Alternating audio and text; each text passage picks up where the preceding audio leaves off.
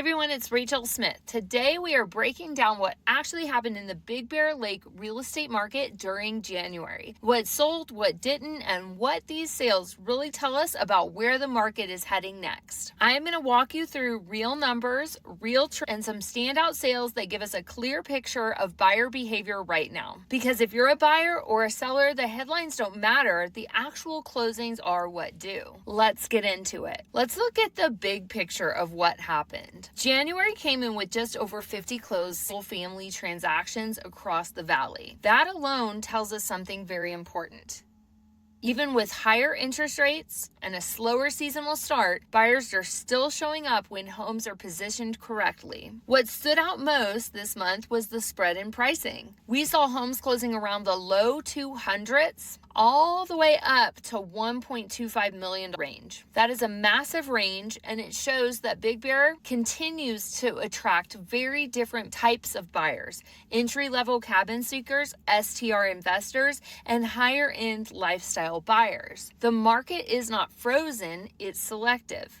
And that's the theme you're going to hear throughout this update. Let's start with our entry-level market, under $300,000. We're starting at that lower price point because this is where we saw consistent movement. Homes like 1029 Sugarloaf Boulevard closed for around $190,000 mark, while properties such as 45345 5th Street and 312 Riverside Avenue landed just above $200,000. These smaller cabins continue to attract first-time buyers and investors looking for affordability. What's interesting here isn't just the price, it's the speed. Many of these lower priced homes moved because buyers see long-term upside. Even if they need work, the barrier to entry into Big Bear ownership is still relatively low compared to other Southern California mountain markets. What's our takeaway? The bottom of the market remains active, especially for homes that are priced realistically. Now our mid-range market, we're going to talk about the middle of the market, roughly $400,000 to $700,000 range. This is where we saw the most variety. Some homes sold quickly, others took longer and required adjustments.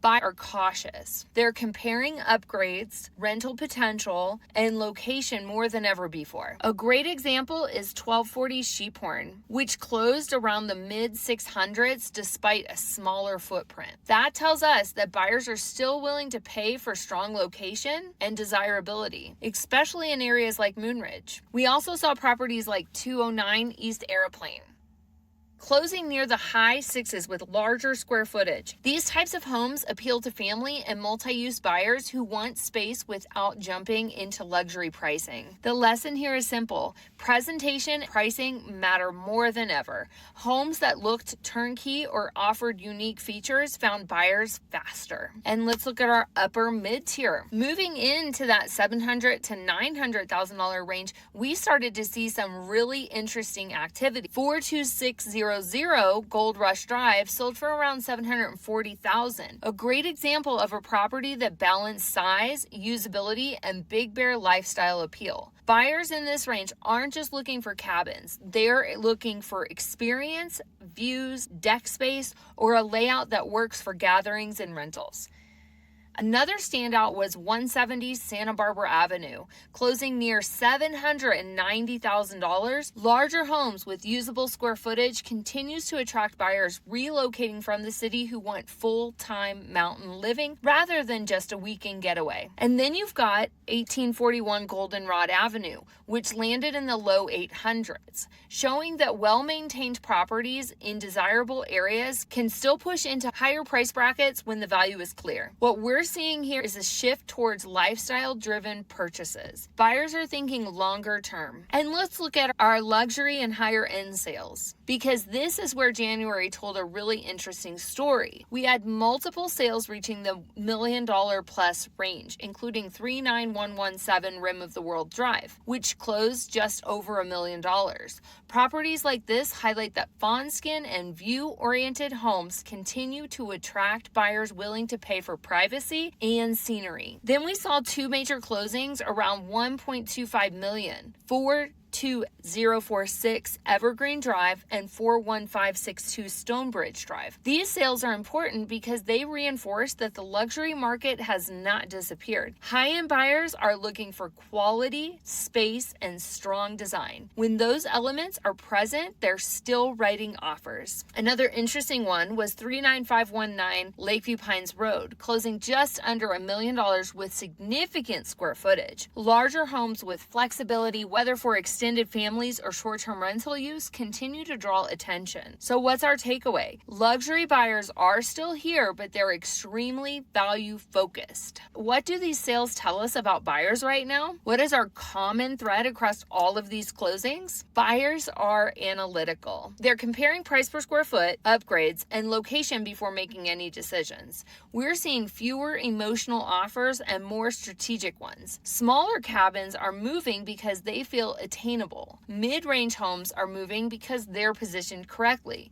And higher-end properties are moving when they deliver true lifestyle upgrade. This isn't a weak market, it's a thinking market. So what does this mean for sellers? If you are a seller watching this, here's the honest reality. January showed that homes will sell, but only when they're aligned with buyer expectations. Overpricing leads to longer days on market, while homes that come in sharp and well presented still generate momentum. The biggest mistake I'm seeing right now is sellers pricing based on peak market numbers instead of current buyer psychology. The data from this month shows it's clear. Value will win. That doesn't mean discounting your home. It means positioning it so buyers feel confident stepping forward. What this means for buyers. For buyers, January created a lot of opportunities. There's more room to negotiate than we saw a couple years ago. Buyers are taking time to analyze, and that's allowing well-prepared buyers to step in with strong terms and secure homes that might have felt out of reach before. And here's the flip side. Standout homes still attract attention. If you're waiting for the perfect deal, you might miss the properties that everyone else recognizes as high value. Right now, preparation is your biggest advantage.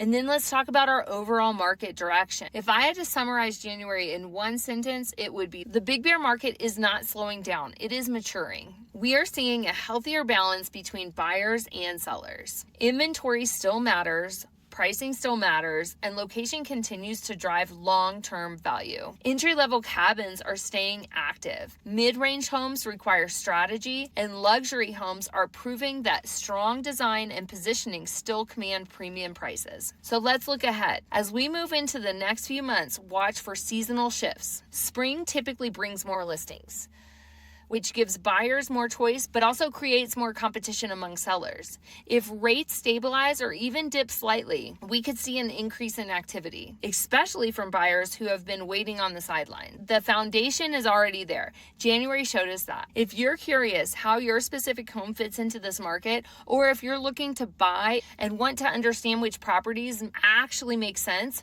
reach out. Every neighborhood and every price bracket behaves differently, and the details do matter. I'll keep bringing you real data and real insights so that you can make decisions with confidence. And if you want more Big Bear Market updates, property tours, and behind-the-scenes real estate insights, make sure you're subscribed, and I will see you in the next one. Talk to you soon. Bye.